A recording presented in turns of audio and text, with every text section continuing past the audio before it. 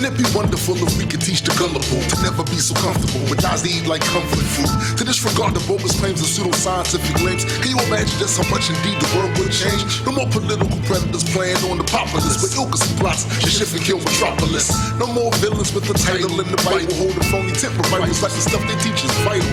Imagine it was no one left to prove a claim you make, and folks really feel ashamed to express some content that was fake. It's not to say we never make mistakes, it's just to say we go out of our way to show the evidence it takes. Remain skeptical while you travel the road of reason. Stay strapped with logic and facts. That's what it is, yo. Keep reality intact to help the truth grow. Question every claim, especially the ones you believe in. Remain skeptical while you travel the road of reason. Hi, welcome to Road to Reason, the Skeptic's Guide to the 21st Century. I'm your host, Kayla Trzek, and this is my co-host, Paul Sheehan. All right, you can always come and visit us on our Facebook page to see our show announcements and updates. We're always on Ustream at 3 o'clock Eastern Standard Time, and if you're in the area, channel 3036 in Fairfax County. All of our shows are posted on YouTube, Road to Reason, within the week after our show. Today we're going to be interviewing a skeptic YouTuber, PoorOldKilgore, aka Alyssa, and she's a fine voice within the skeptic community and an up-and-coming YouTube star, so we want to get her on our show. Absolutely. All right, and her channel, on her channel she covers a range of topics, including, but not limited to, atheism, skepticism, feminism, criticizing other people's ideas and thoughts in a positive way. It's very good as skeptics to do so. But before we get into that, let's go to our announcements. Okay. Well, we're going to talk a little bit about, we're still working, I got to talk to Rob Penzak, one of our co-producers. We're still working towards working with Atheist Alliance of America, which is now headed by Aaron Ra. So we're going to try to, I don't want us to become a mouthpiece for that organization, but we want to work very closely with them. They're in the process of growing. We're in the process of trying to expand. We're also kind of moving things around here on the show a little bit. Some of our hosts have recently left. We're going to be trying to bring in some new hosts. And so I would stay tuned for more content, new and exciting faces here on Road to Reason. I do want to talk about the news. As it relates to religion and skepticism.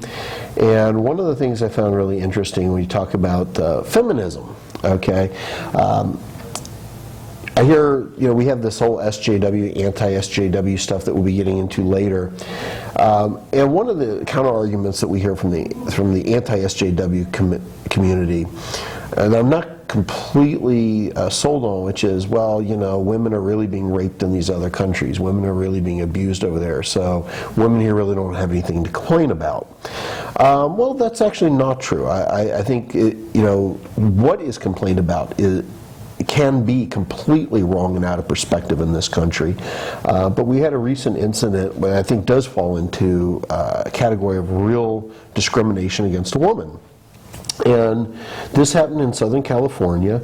Mary Campos is a woman out there who was flying on United Airlines, and she went up to the ticket gate and was getting ready to check in, and the gate attendant handed her a brand new boarding pass, and she was a little confused by this. She said, "Why am I getting a new boarding pass?" And they said, "Well, we had to, I hate to tell you this, but we had to switch your seat." And she inquired as to why. And the answer was that there were two Pakistani monks that were supposed to be seated next to her, and they objected sitting next to a woman. So the airline took it upon themselves to remove her from her pre-selected seat because of her gender was an affront to these two people's religious beliefs.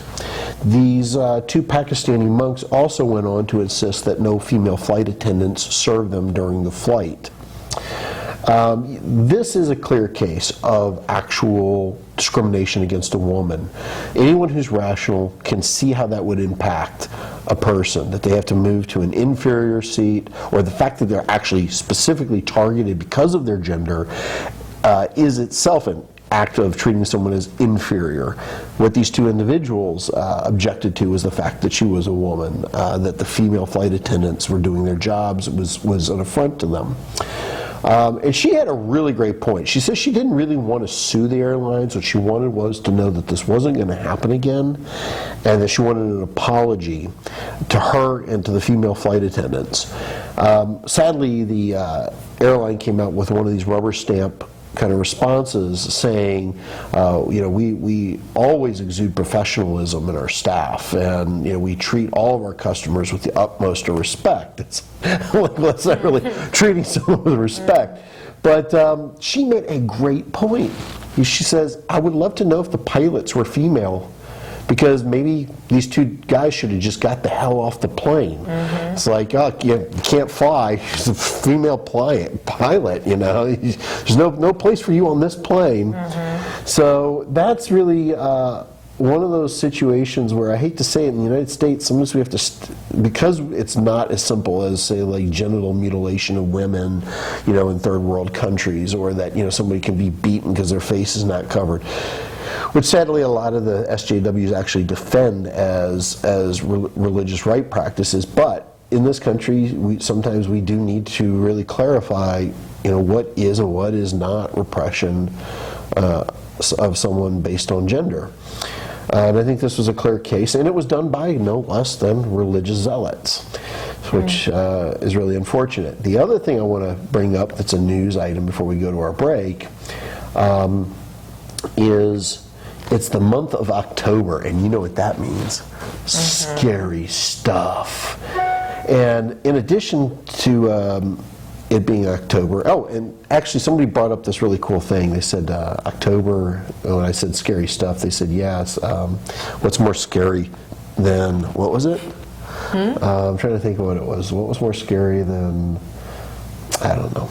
Anyway, it was like dogmatic beliefs or something like that. But that blind faith. Oh, okay. Yeah, they're changing God. Yeah, what's more scary than blind faith? So sometimes you need God to rein in and set things straight, that voice from above. Anyway, one of the things I thought would be interesting to talk about later in the show, but I think is a great news segment, is people's rational fears. And one of the rational fears sweeping the country right now are sightings of scary clowns lurking in the woods, terrorizing people, trolling neighborhoods. Yes. Yes, in fact, one young man was actually arrested by the police for dressing as a scary clown. Commonly, these scary clowns will go out into the woods and just hang out just to get an effect out of people. The question is, why are people so terrified of something that is obviously a publicity stunt? That it's not, there's no weapons involved, they're not approaching people trying to harm them. And yet people's reactions are so visceral that they actually want to involve the police in this. And that is really unfortunate. In fact, there was a news report out of Detroit from Fox Channel 2 where they even interviewed a professional clown by the name of Russ Kennedy, who condemned these acts as damaging to the images of clowns everywhere. I mean, now, that is hilarious. And it's kind of weird because the news went on to comment that this trend has not yet hit Detroit City. I mean, they're treating this as if it's an epidemic. It's like a disease, or it's like a natural disaster. Oh my God, this thing has not yet hit our city. I mean, it's people dressing in a costume to get a reaction, and the frigging press is treating this like it's like some act of terrorism, and the police in some jurisdictions are treating it this way too. There was a kid who posted, like, coming to my local high school soon.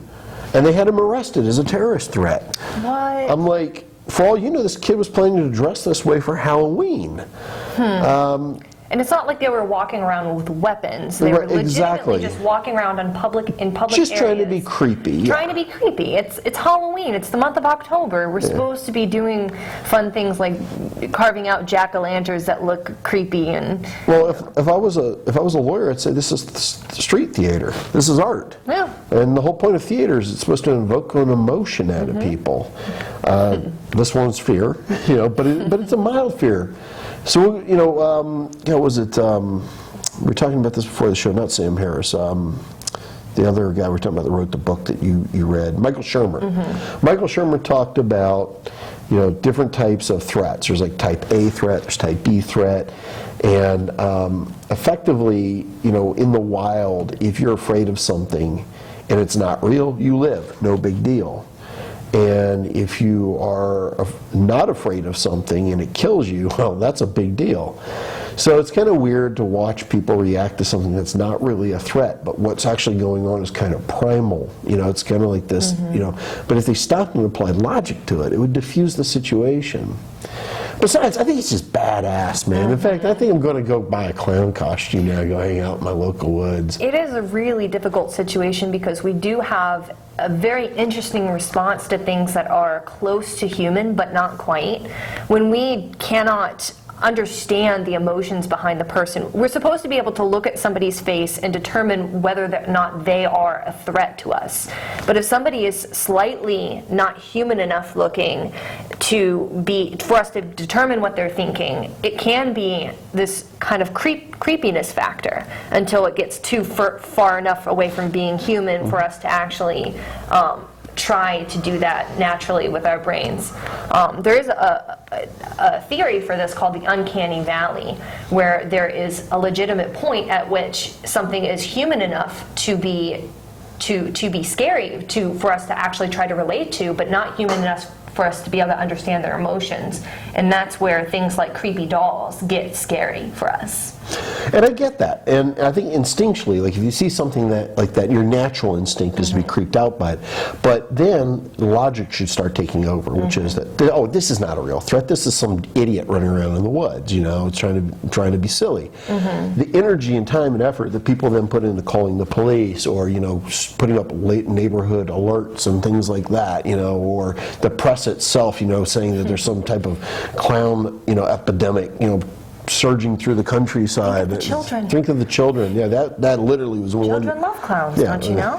They love these clowns. All right. So we're going to go to break, and when we come back, we're going to have Poor Old Kilgore.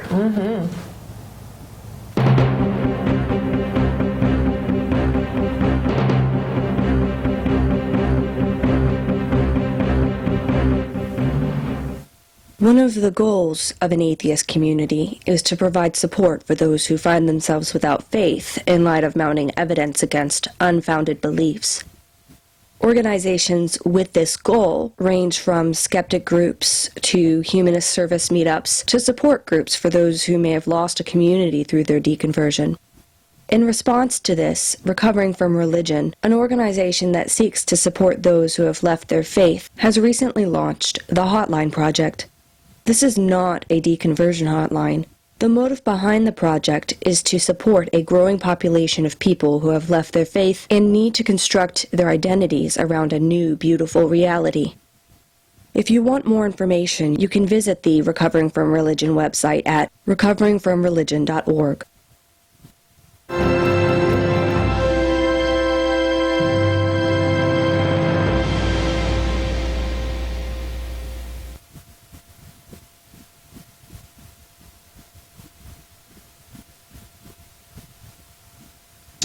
Good. Homemade noodles. Marty, stop it. Oh my goodness, I'm so sorry. It reminds me, I've been thinking maybe we should try a new form of birth control. I heard about this one. It's called the IUD, intrauterine device. Or we could try the patch on your arm. Actually, I think that one goes on your butt. Bedsider.org has birth control information and a lot. What do you think, though? Arm or the butt? There's a lot of tree branches and dry brush over here. We should probably move the bonfire over there.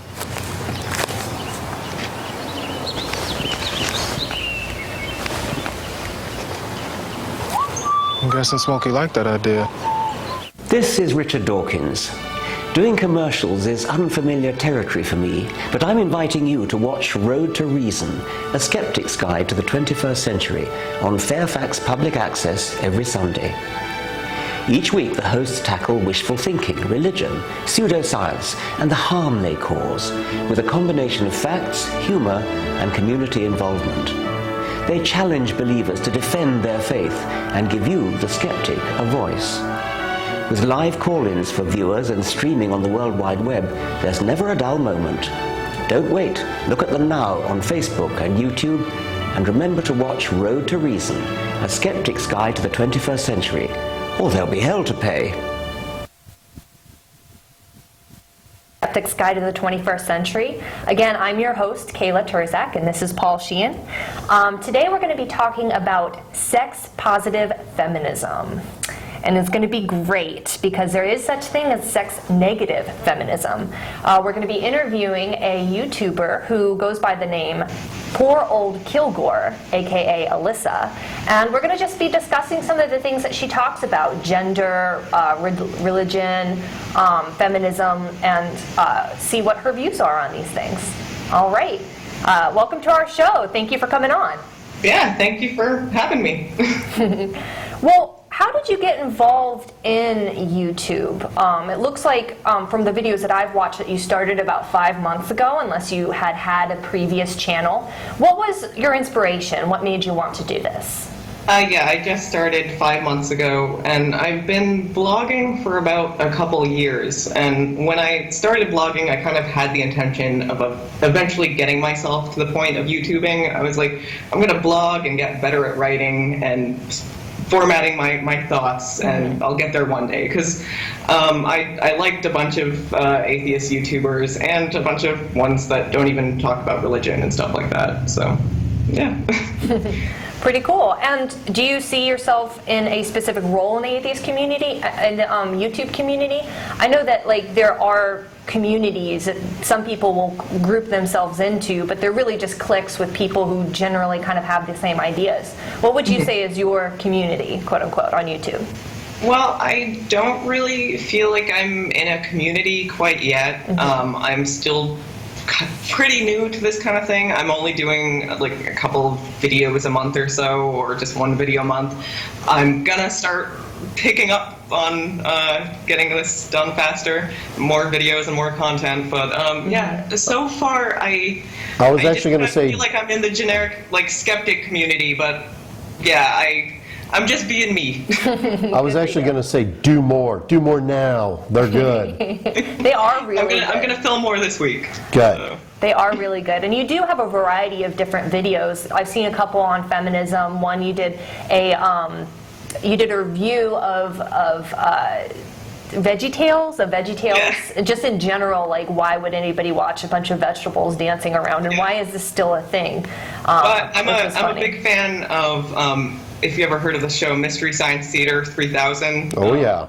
With the puppets that made fun of movies as they were talking. And also I love the YouTuber Cinema Snob. Oh, so yeah. I'm a big fan of just bad entertainment. So I'm planning on eventually doing more bad Christian entertainment reviews like that. I have a whole stack of DVDs I'm waiting to eventually write reviews for. I got a friend of mine that we talked about doing an episode on this show called God, man, I think I'm suffering from brain damage. I can't remember anything today. Yeah, actually, I have 65 hours last week. We were talking about doing a show called Blasphemy Theater 666, and where we would literally review old religious movies made from the 1950s, kind of like in that spirit of Mystery Science Theater 3000. It's a pretty cool idea. It's all out of copyright, so. Yeah. Nobody can see your toys in your videos. You can see all the different nerd toys. I can call you a nerd. That's not an insult, is it? Oh, no, okay. I'm a very proud nerd. I'm going to Comic-Con this week. I'm just sitting in a different spot right now. But nerd! Who's behind me. So your preferred pronoun is nerd or geek, or what would that be? Oh, yeah, totally. Well, at any rate, if anybody wants to go see her videos, you'll see all the different shows she watches. I'm sure she has something for everything behind her in her videos. So do you go into any conventions or anything? Or is that just kind of like a backdrop to you just like to watch the videos and stuff? This week I'm going to Comic-Con in New York. So, and speaking of clowns, I'm going to cosplay as Harley Quinn. So. Ooh, pretty cool. Yeah. Cool. Well, a very specific version of her, but yeah. one of the things, and I'm not sure if you covered this in your videos, but we're talking about feminism, and you're definitely a nerd and a geek, so I want to get your opinion on this.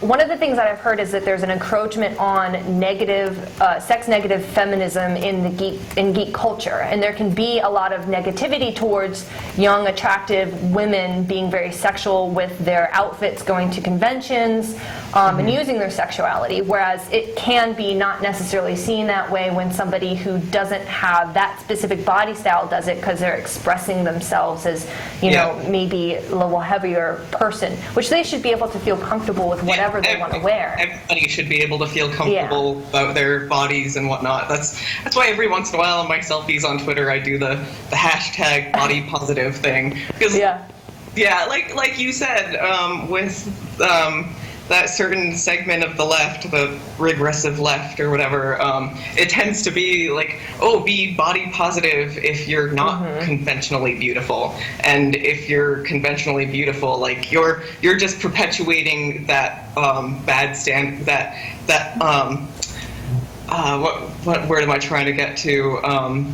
That unachievable standard of beauty. I've even gotten comments like that on my Twitter kind of stuff, like my pictures are bad for women kind of thing. I don't get that kind of thing. That's good. That means you're a threat. That means you're beautiful. Well, I mean, that was one of the things I really liked about your videos.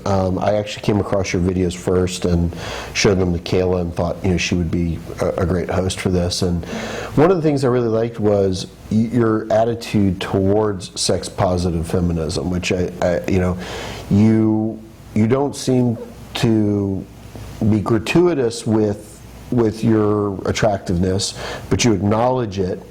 And you acknowledge that from a biological standpoint, these things are a necessity, and people shouldn't be shamed into instinctual reactions. And there seems to be this whole culture out there that if you even recognize something about a woman that is instinctual to you, you are a pig. And I really liked your attitude, and it was not, like I said, you seem to balance class with respect. You even went so far as to say, as long as the guy isn't being a jerk or rude about it, where there are some people out there that simply just acknowledging it is an offense to them. What are your thoughts on that?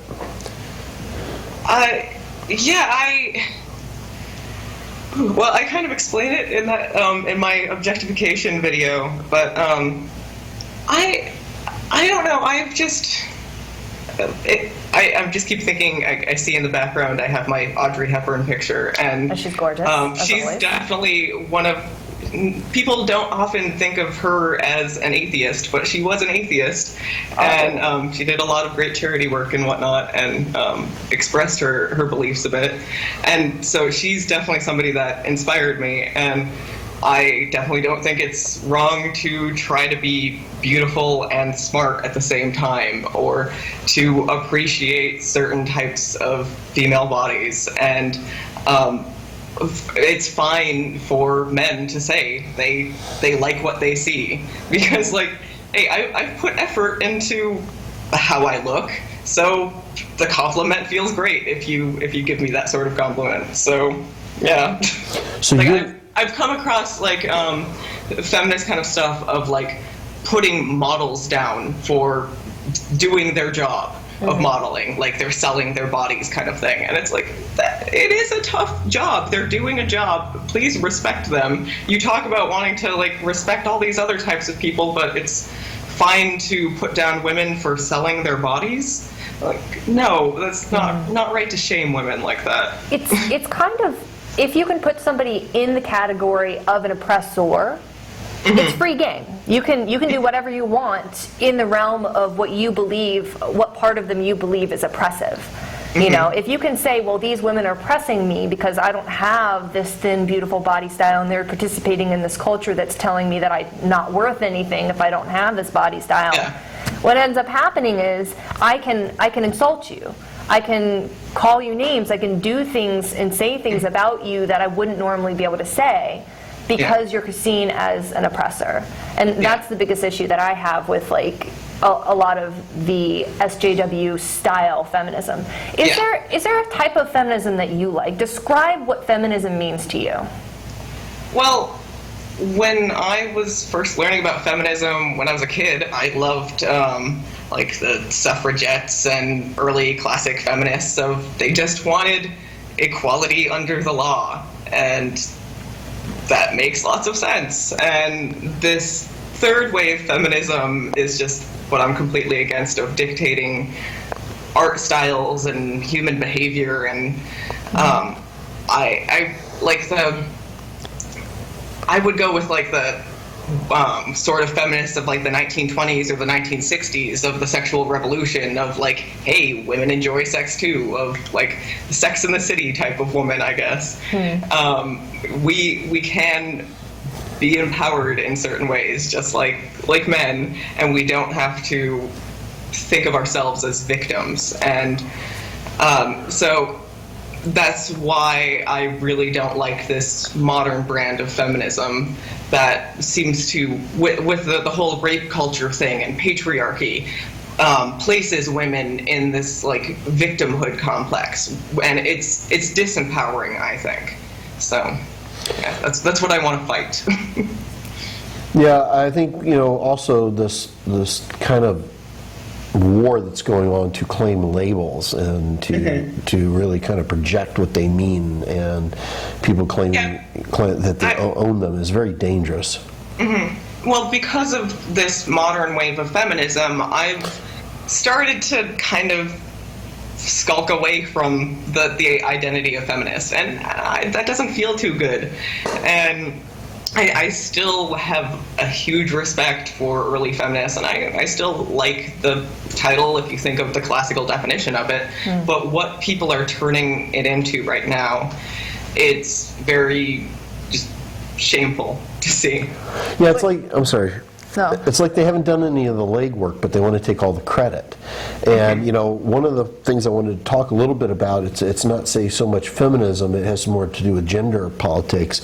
A personal friend of mine who's now deceased, a woman by the name of Leslie Feinberg, or a man, because she was born female but identified as a man, actually did a lot of writing about gender identity. And it's kind of interesting because a lot of these social justice warrior types have invoked this person's name as a champion for their cause. But if you go and you really dig into like what this person who fought for real trans and gender equality rights had to say, it is a far cry. What they're doing is a perversion of what this person went through. And I'd like to take a moment just to read a little bit about something that she said. Let's see here. For me, pronouns are always placed within a context. I have a female body, but I'm a butch lesbian, transgender lesbian. Referring to me as he or she is appropriate, particularly in non-trans settings, in which referring to me as he would appear to resolve social contradiction between my birth, sex, and gender expression, and render my transgender expression invisible. I like the gender-neutral pronoun, ze and her, I guess, is some type of, we don't really use it, so it's already fallen out of favor, because it makes it impossible to hold on to gender, sex, sexuality assumption about a person you're about to meet or who you just met. And in all trans settings, referring to me as him or her honors my gender expression. But then Leslie goes on to say something to me that's very profound, right? Which is that says, I care which pronoun is used, but people have been respectful to me with the wrong pronoun and disrespectful to me with the right one. So basically, she goes on to write about why was this so important to her, because she did suffer real bigotry. She was, she kind of looks like Michael Douglas with a bald head. People threatened her physically. She, had a real quandary as to which bathroom to use from a legal perspective. She was trying to use these gender-neutral pronouns to disappear in society because she didn't feel she felt in. This is a person who faced real problems, and with what a lot of these people are doing now is they perverted this into, a-binary persons are not facing discrimination in our society. They're not being beaten in the streets, lynched for using a bathroom. So it's kind of amazing to see a real case scenario of somebody who kind of created this language but did it for very real and practical reasons, and now it's been twisted and perverted into something that people can't even make sense of anymore. So, sorry, I didn't mean but I am interested in your thoughts on that. Oh, geez. Not sure where to begin on that.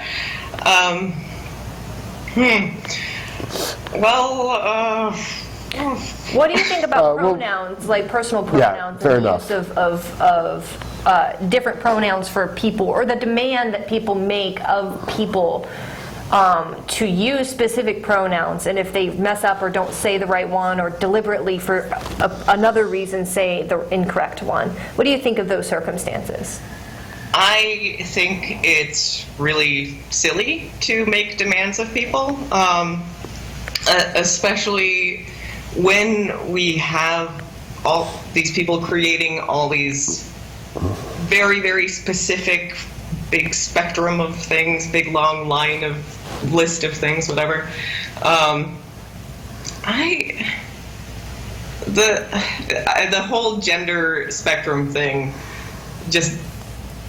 I think it's been really perverted to create this kind of mentality of we really define ourselves by our gender and sexuality, that we make it the center of our universe kind of mentality. And yes, gender plays a big role in who we are and how people interact with us, but the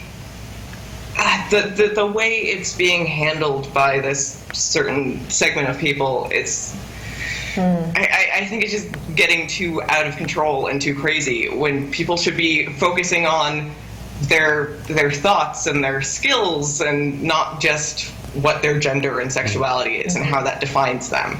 Like, that's not as huge of a deal as they're making it out to be, I think. It sounds, and correct me if I'm wrong, that you're more interested in the authoritarian attitudes that people have towards these issues, as opposed to whether or not the issues are correct themselves. Like, for me personally, I would refer to someone as whatever pronoun that they would like. I have a trans friend. I would, like, if it's like a transgender woman, I'll fucking call her she. But these kind of, my gender identity is like a huge, long, right. The thing people mostly have never heard of, kind of thing. Exactly. Z and like all these specific things. I think that's silly. I think that's over the top. And the expectation for someone to have to know that and remember it every single time, especially when it's something so unfamiliar, and you're a bigot if you don't go out of your way to try to make sure that you say the right thing at the right time. It's just controlling other people's behavior. It almost feels like a trap. It's like some of these people have almost created this so that they can place themselves in the internet community as a white knight or a champion of a cause that doesn't really need to exist. It's like, look at me, signal virtue, what they call it, signal virtuing, or whatever the hell it's called. Virtue signal. And it's kind of like, if I wasn't here to call you out for not knowing that the person was a-binary, transsexual, transgender, lesbian, our whole world would be falling apart. But because I'm here taking you to the floor.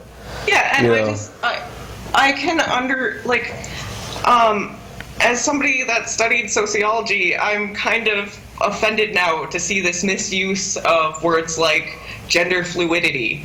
Like, it just means that there's different types of men and women out there, that like men can fall under different types of like feminine behaviors and masculine behaviors, and women can tend to be more masculine and feminine. And So I grew up considering myself a tomboy because of my interests and things like and like who I like to hang out with, but I would dress girly.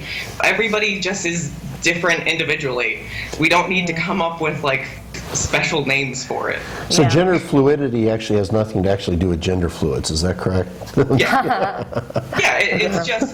it's just that we have these kind of generic concepts of what femininity and masculinity are, and it's just kind of everybody can fall under a different spectrum of what these qualities are. I think that, and we actually do want to talk about Steve Shives sometime soon. Well, I think we can move towards it. I wanted to actually ask a question and make a point before we move on to that.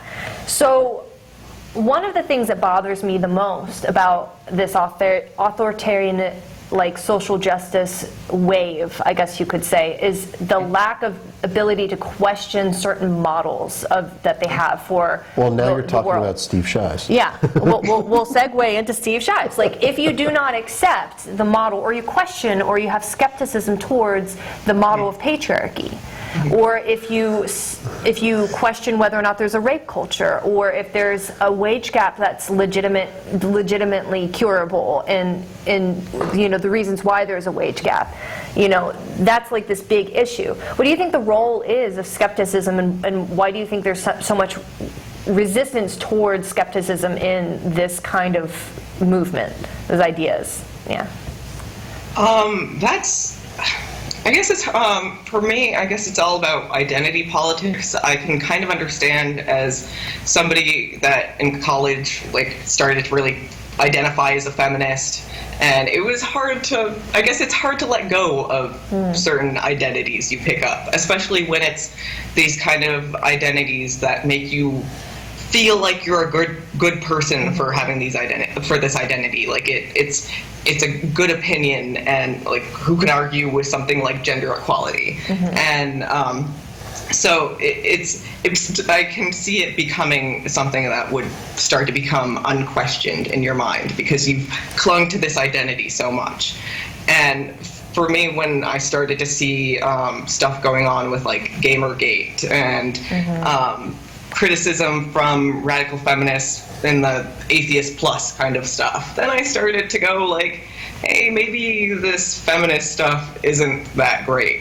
And it was definitely hard to be a skeptic about it because you think of it as such a good identity. And yeah, so I guess that could be a factor. So it's similar to the ideology, the way that people create identities for themselves, religious identities.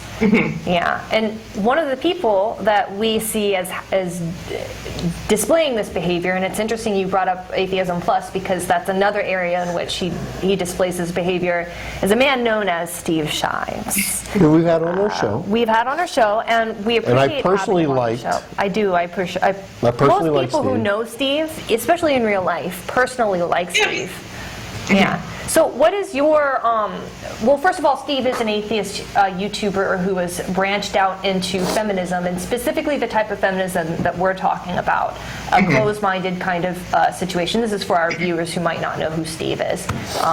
So tell us about your relationship with Steve before we continue.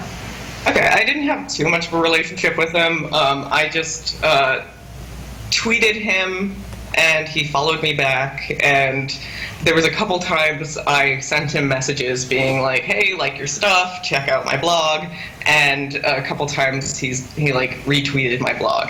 But other than that, like I never really wanted to bother him too much, so I didn't really message him too much. I never really heard from him too often. Just every once in a while I would see him like a tweet about MST3K or like an atheist tweet or something like that. And I remember even seeing him like my tweets when I started my YouTube channel.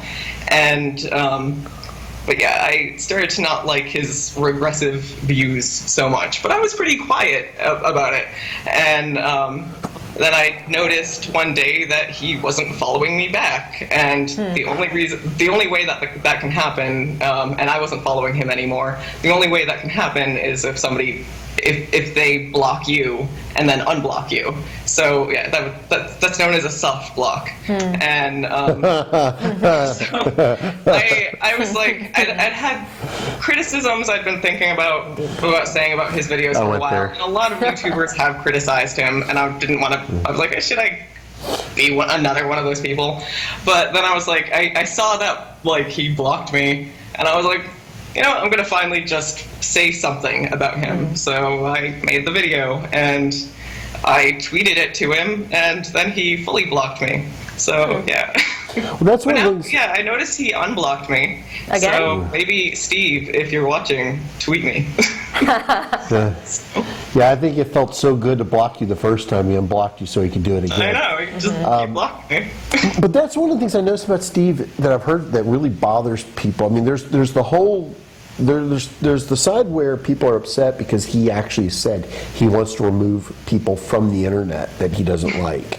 And he has made false DMCA claims, things like that. But I think one of the things that really bothers me about what Steve did is I actually like Steve. And he has encouraged a lot of people doing things like liking their tweets, sharing things. He gave us a plug, came on our show, but then he takes it away.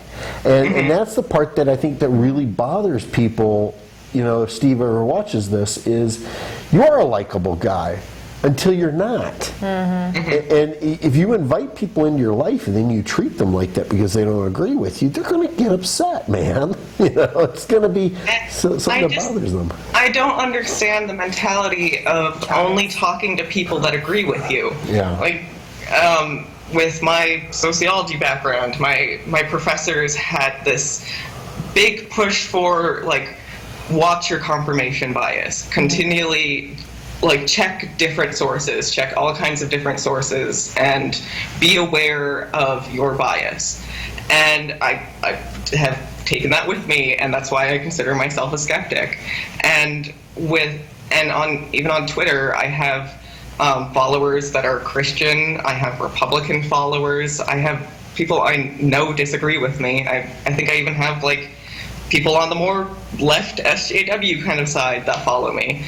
And I like getting criticism. I like getting different points of view. And this whole, like, Steve going on blocking sprees and also declaring that he refuses to do any debates with people that disagree with him, just... Well, who else would he do a debate with if it's not someone that actually disagrees? The whole point. He does debates with his little puppy dogs, his little stuffed animal, Stuffy. Oh, yeah. What's this? Yeah, he'd do that. Oh my God, Steve, I love you, brother, Steve, but if you ever want to talk to me, I totally would want to do a Google Hangout or something. We're here for you, brother. Yeah. And that's the thing. It's like I don't hate the guy. I know some people are pretty upset. Like, if I were the Amazing Atheist, I would actually be upset because he did try to get the Amazing Atheist kicked off of YouTube, and he's messing with the guy's livelihood. He's also done things like blocked people, and then criticized them like crazy behind a block wall. Yeah. And he's done things like initiated takedown of videos, like false DMCA campaigns and things. Well, not. He's done false DMCAs. Yeah, he's done. He's like, and that's not cool. Legitimately initiated that. That's actually not debating the issues. That's he actually said he wants to take people off the internet who disagree with him legitimately. Yeah, that's not actually challenging people's beliefs. That's trying to eradicate them. Yeah. But you know, it's interesting because Steve's not alone. And here's the thing: it's like, I see a lot of really great people. We had Richard Carrier on our show as well, and Richard Carrier was associated with Atheism Plus at one point. Was associated with Atheism Plus and is watching. And is a really great mind on atheism and skepticism. But he gets up on a stage and he's talking about, you know, sexual harassment of women at these events. And what does it turn out? He's been sexually harassing women. And in fact, he was cheating on his wife, and then he turned around and said that it turns out he didn't realize it, but he's always been polyamorous, and that people who don't understand that that's his true nature are bigots, because.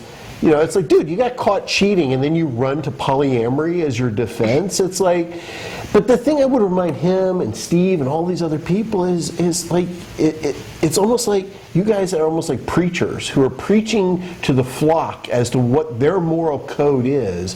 And just like these preachers who get caught, you're exempt. And it's like remember, the people you're talking to are just as human as anything that you're going through. So, Well, I recently reread 1984. It's like double speak to me every time somebody like Steve calls himself a skeptic, because it's like you're not being skeptical.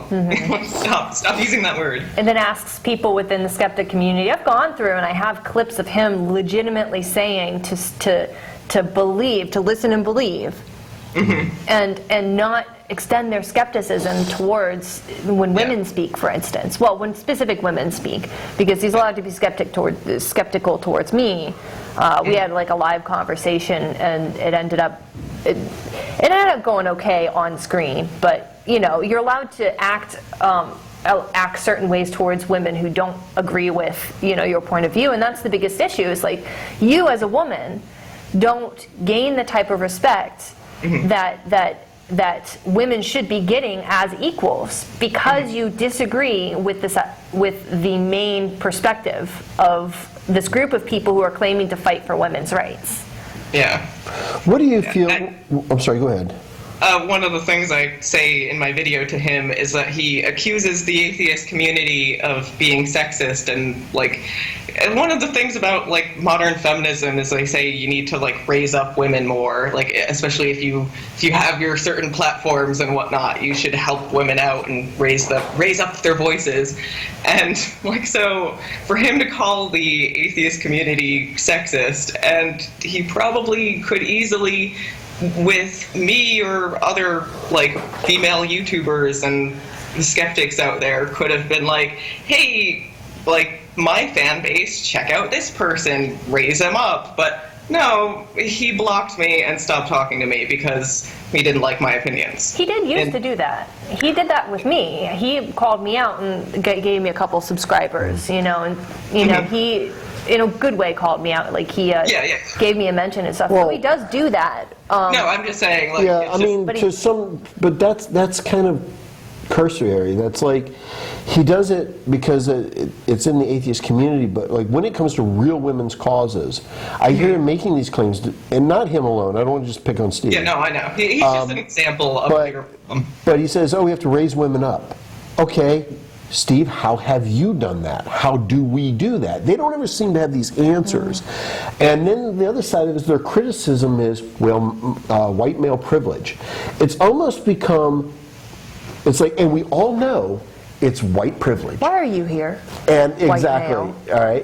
And it's kind of like saying Jesus is Lord. Everybody knows it. Yeah. It's purely dogmatic until you can put something substantive that is factual, that you can demonstrate, or some people are now using on the internet, citation please. It's meaningless rhetoric. And it's like I care about women's issues. I care about social justice issues. Yeah, I care about women's issues very deeply, but all these feminist issues that people are trying to focus on right now, a lot of them are non-issues that we don't really need to have talked about. And especially with somebody like Steve, who wants to call people Islamophobic and racist for criticizing a very patriarchal, misogynistic religion, and then called himself a feminist. Yeah. It's kind of extraordinary. Yeah. Wanted to take a moment and talk about Elevatorgate. It's kind of old news, but it kind of leads back to that whole clown thing that we did at the beginning of the show.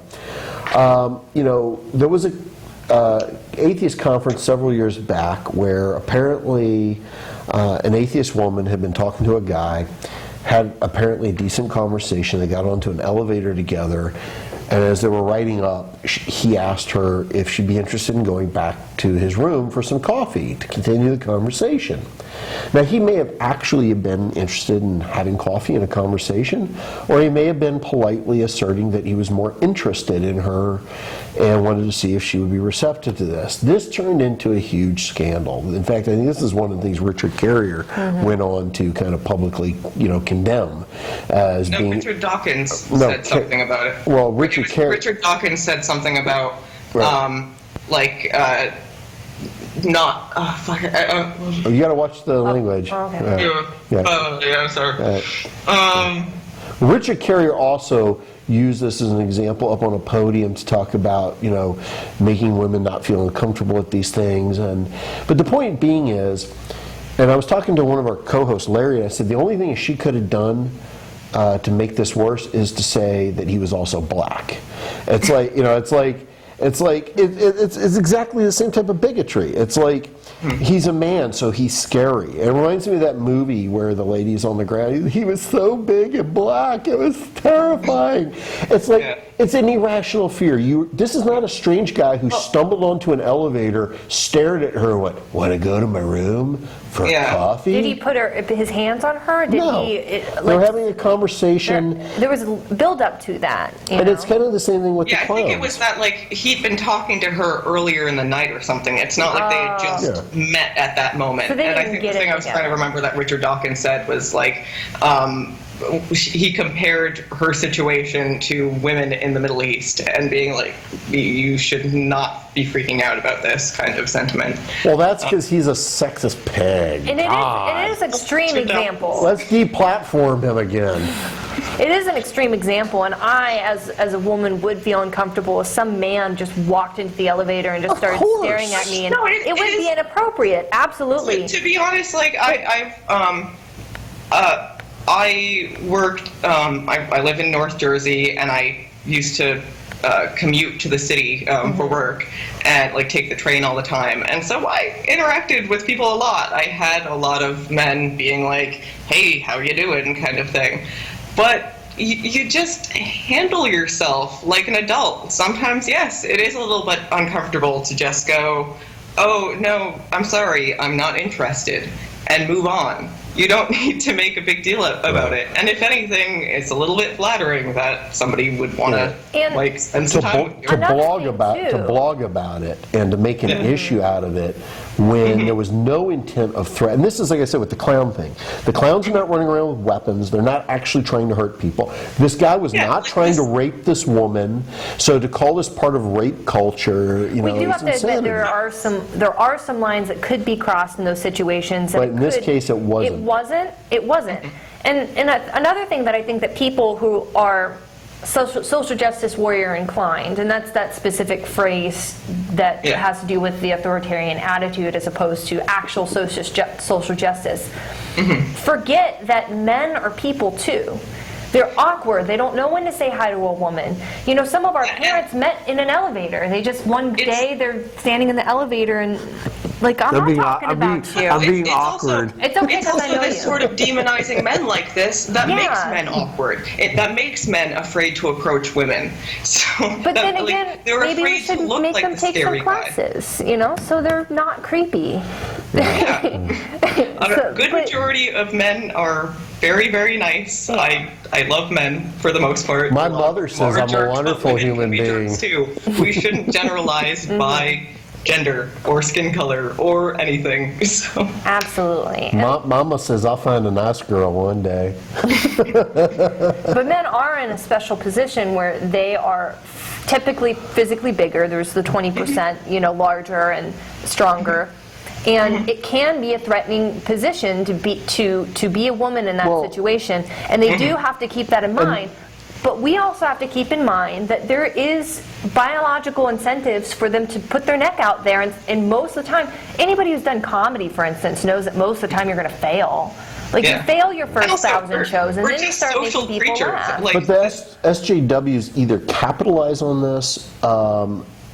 This you talk about. Women are smaller, men are bigger. They either capitalize on it maliciously or unintentionally. They don't have the skeptical, critical thinking skills to separate a casual conversation that moves to an elevator that's done in a respectful format, or they are actually trying to champion something that doesn't need to be championed to make themselves look good at other people's expenses. I mean, it's one of those two things. How have you been treated in the atheist community? You did say that you had been involved a little bit with Atheism Plus, but have you ever gone to a conference? I've never been involved with Atheism Okay, Plus. well, you had seen that. Okay, we'll write that down as a quote. She has been. Not in Atheism Plus.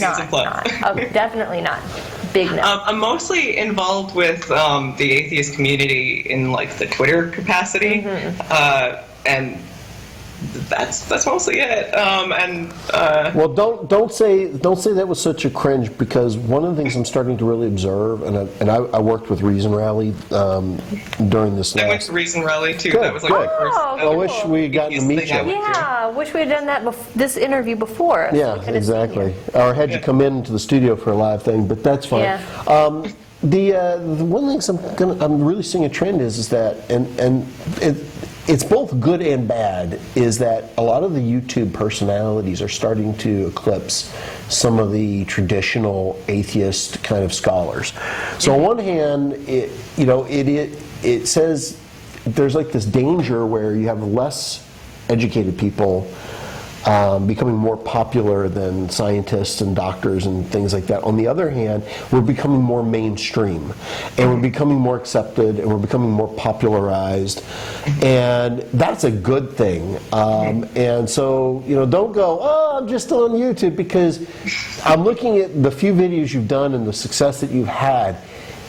There's every reason to believe that will continue to grow. Oh, thank you. You're welcome. And I wish that the doctors and the scientists and the people who run these organized groups started to understand and appreciate a little more of what people like yourself are doing, because they're going to need each other in the future in order for our community to really kind of go to another level. Well, I also kind of got into doing this YouTube thing because I'm a big fan of comedians. Like, grew up like watching a lot of stand-up comedians and sketch comedy and whatnot. And a lot of my favorites are also atheists. And I think you can definitely get messages across when you say them in kind of comedic ways. Not all of my videos are funny, but I try to throw in jokes every once in a while. So We got about a minute and a half left. I know Kayla's probably got another question. Real quickly, why Poor Old Kilgore? What inspired that? Why? I was going to ask that. You took my big question. Vonnegut fan. Oh yeah, Kirk Vonnegut. Yeah, Oh. I love aliens. I love aliens that look like outspoken atheism and humanism too. So okay. I love the idea of aliens that are plungers, that look physically like a toilet plunger. It's I don't know where he came up with that, but whatever. Well, there was a Doctor Who. They stole that from Kurt Vonnegut. They did. Huh. Is that true? It is true. I'm skeptical about that. Well, you better go I have to research look it up. I have to go look it up. I'm going to block you. All right. Well, actually, that was my question. You took my question. Sorry. Yeah. So just big Vonnegut fan. I think eventually I will talk about Vonnegut in videos. So yeah. I think postmodernism, and specifically the type of postmodernism that he does. If there's a specific genre of postmodernism that he 30 does. seconds. What was it? Oh. My necklace even has Kilgore on it. Oh, pretty cool. All right, well, did you want to plug, we have 30 seconds, do you want to plug your YouTube channel, Twitter, any other? Go ahead and plug them. That's it, just YouTube and Twitter and Instagram, look for PoorOldKilgore. You do have a blog, right? Yes, my blog is also linked on my Twitter. It's Atheist Nerd Girl, so. So you're out there and available for everyone. Oh yeah, stuff to check out. We'll have to have you back on. It was a great interview. I'd like to talk more about these issues. So until next week, it's Road to Reason, Skeptic's Guide to the 21st Century. Thank you for checking in. All right, thank you.